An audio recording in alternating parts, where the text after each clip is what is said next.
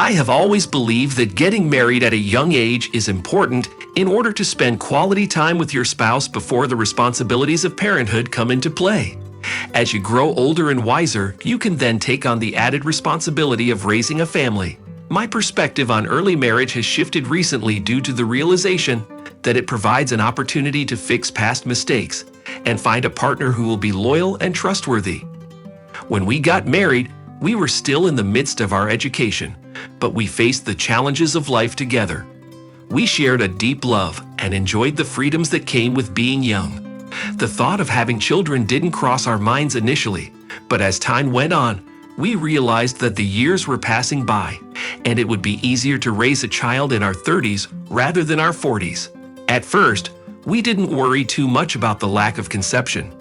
I didn't give it much thought, but I noticed that Yulka was becoming more concerned about it. Like any modern individual, I turned to the internet for advice. The suggestions were typical, but they were worth trying. I quit smoking. We focused on eating more fruits and vegetables, and we added more physical activity to our daily lives. Yulka even bought some vitamins that her doctor had recommended. 6 months passed, and still no signs of pregnancy. I decided to propose the idea of seeking medical advice together. After all, I thought, I am a grown man to understand that either one of us could have fertility issues. Rather than waiting and guessing, it made more sense to get professionally checked. Yulka agreed immediately. The doctor prescribed a series of tests, but also emphasized that sometimes the best approach is to let go of the problem and not stress about it. They advised us to live our lives to the fullest and suggested that a change of scenery, like a trip to the seaside, may be beneficial. I saw Yulia's disappointment when she saw the multiple referrals, but we remained hopeful and determined to face whatever challenges lay ahead. It seemed like she had missed her opportunity. I squeezed her hand reassuringly as we exited the medical center together. "You know," I said as we got into the car, "let's take a trip to the beach. We can relax and then approach these tests with a fresh mindset." Yulka agreed, but her lack of enthusiasm was evident.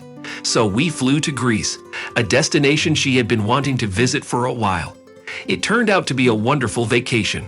Upon returning, I dove headfirst into work and momentarily forgot about the doctors.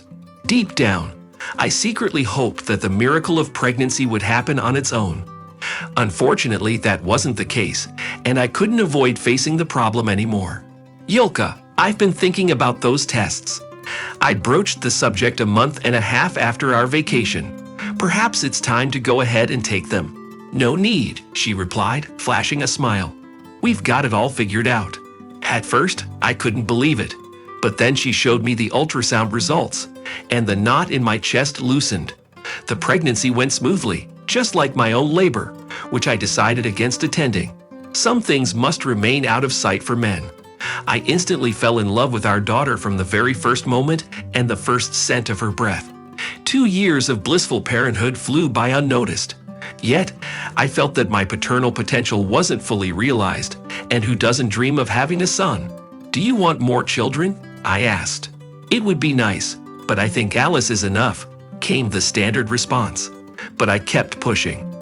At first, Yulka grew angry, but eventually gave in, reminding me that the first time we encountered difficulties, the solution was running around our house. So we had to give it a try. A year passed, and I began seriously considering the reasons why we were facing obstacles. On the other hand, my wife didn't see any issues. That's when I decided to undergo an examination myself. I was in disbelief when I received the results confirming my infertility. I even sought a second opinion at another clinic, but the outcome remained the same. It was hard to accept.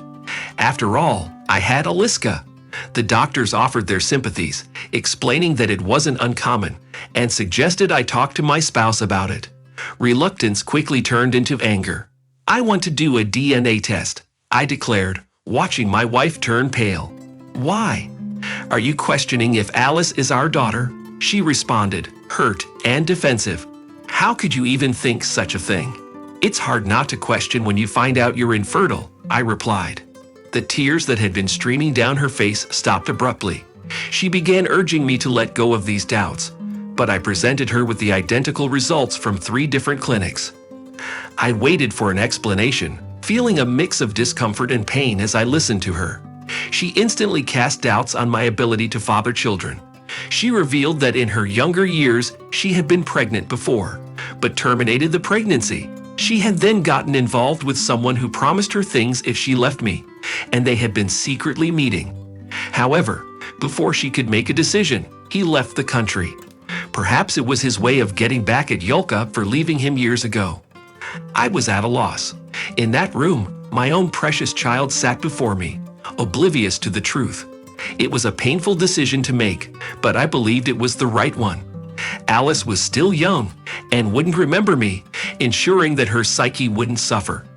I distanced myself from them as much as possible, pursued a DNA test, and presented the evidence in court to prove that I had no biological connection to my daughter. I was cursed, called names, and faced intense hatred. But eventually, my ex-wife returned to her parents' home, and I never heard from them again.